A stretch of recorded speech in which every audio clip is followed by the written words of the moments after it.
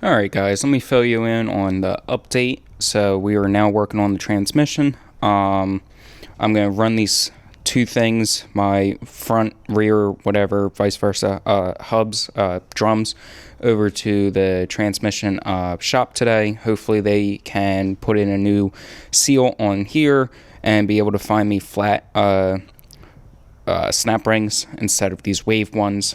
Here's an example of what the wave one looks like. So it has just a little bit of wave, and they have the tendency to break under line pressure. I also was able to fit 5 clutches in here. So we're going to have more holding power for the clutch that I burned up. If we look over here, you can see of the wear marks of me burning that up. Clutches have a little bit of wear, but not too bad. If we look here, you can see I started ordering some parts, but most of the parts are out of stock, and that was one of the issues that I'm running with this new build. But we did get my billet oil pump gears, so that's pretty good.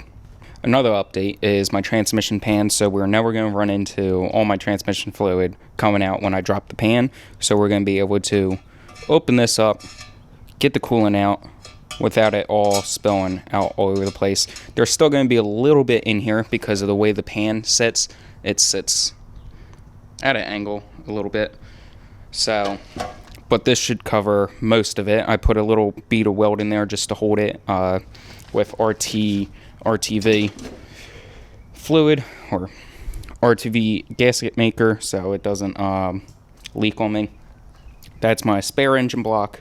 Here's the transmission. So I found out why it burnt up third gear, and that is because I did not set my pressure correctly. So I actually had it turned all the way out instead of all the way in. Either way, I'm still going to make plenty of line pressure. I set the gap to 92 thousandths of an inch. So that should make me plenty of line pressure, but basically I was making minimum line pressure. The reason why it still shifted pretty hard is because of all the other mods done to the transmission, but the line pressure just was not there, and the clutches did not like that. Come over here to the engine block.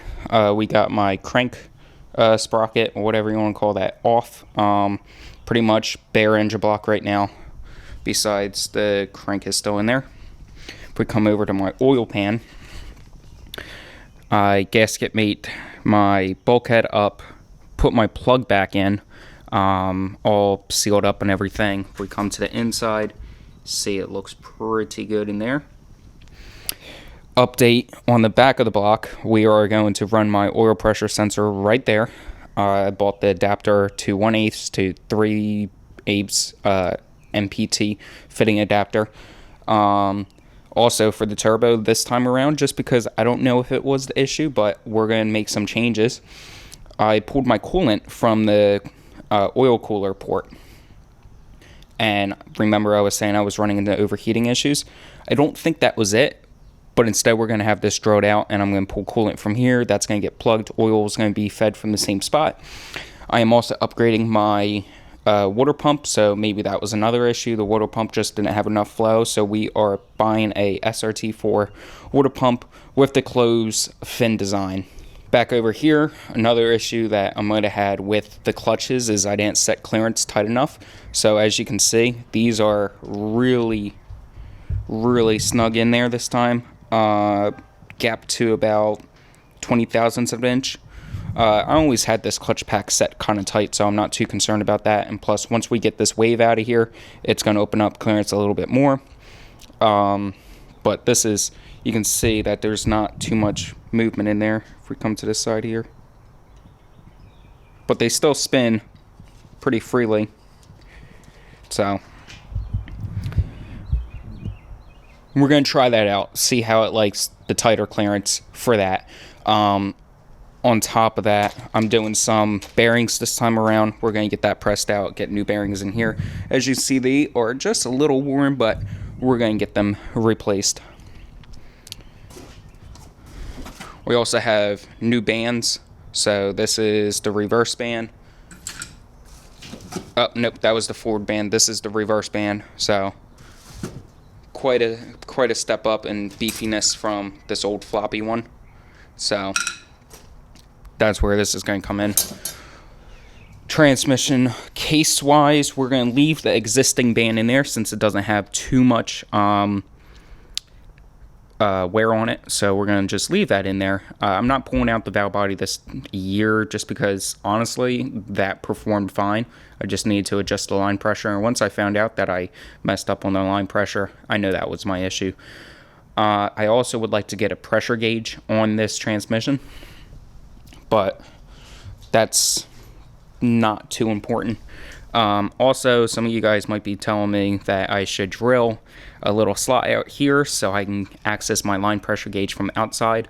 I could do that, but then I'm going to get metal shavings in my transmission, and like I said before, I don't want to really spend the time and just tear this all apart, especially since I would have to tear it down to the bare case, and that means I would have to redo my sprag assembly, which that is kind of a pain, and it's not that big of a deal for me. Now that I got the drain plug on my drain pan or my oil pan, that is not as big of a concern to just drop the pan and change it. Because once I set it, I'm never changing it. So I also update. I got to drop the link in the description, but we actually found a LSD diff.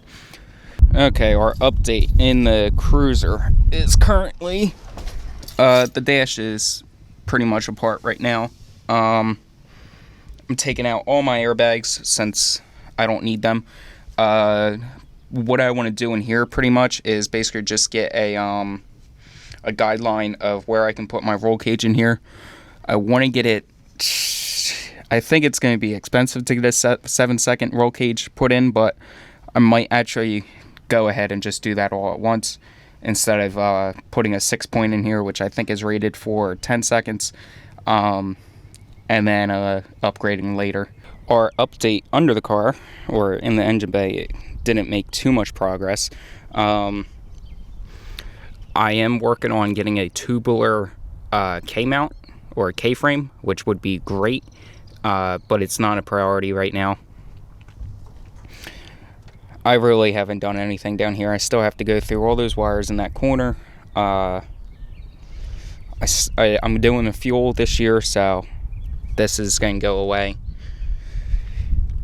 That's the update under here. Not crazy too much. Oh, I do have an update of how I'm doing the motor install this year. I'm actually going to pull apart my front end, and I'm going to put it in diagonally so I can have the transmission bolted up at the same time.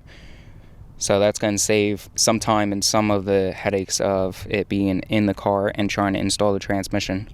That's that. Alright, so I think I caught you guys up on all the updates currently. The main drawback to building it at this time is nobody seems to have parts in stock. Rods are back ordered until July, I believe. So I might end up going with different rods.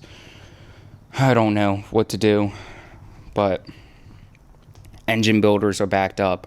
It literally, like I can't even order bearings right now.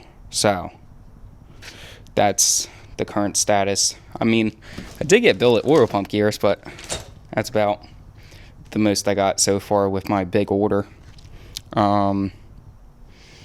Yeah, so let's go run these over to the transmission shop, see if they're willing to do that for me. And I guess that's it for this. I catch you up on another update when I have it.